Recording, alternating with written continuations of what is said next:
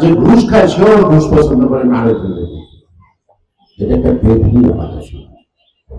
সুতরাং এই দুর্নীতিকেও আপনাকে ঘৃণা করতে হবে, এই দুর্নীতিকেও না করতে হবে।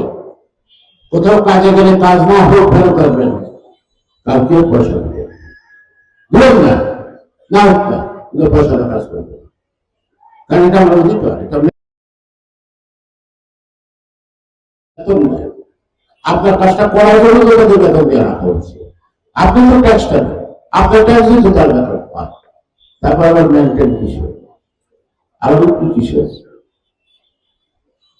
এই যে উকিল, আগে ছোটবেলা শুনছি উকিল মেয়ের বিয়ের সময় যদি ছেলে থেকে আসতো জিজ্ঞেস করতো জামাই কি করে, চাকরি করে, কিছু উকিল টুকি আসছে, তখন তো উকিলটা বুঝতাম, এখন বুঝুন কি মানে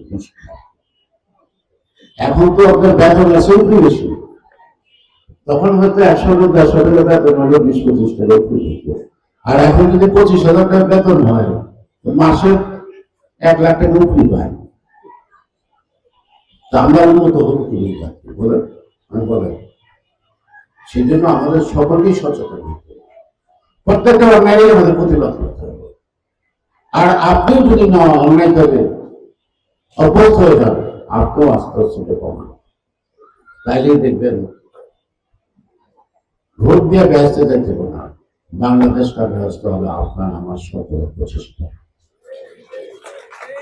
অনেকে বলছে না ভোট দিলে ব্যস্ত যাবেন, আর একটা মাথায় ভোট যদি ব্যস্ত যান তাহলে হুজুর দরকার কি, তাহলে মসজিদের দরকার কি, নামাজের দরকার কি, একটা ভোটে যদি আমি যেতে পারি না 1 লাখে, আর কিছু না লাগবে।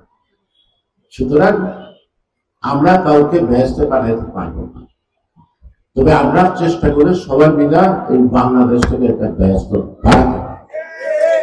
সবাইকে ধন্যবাদ। বাংলাদেশ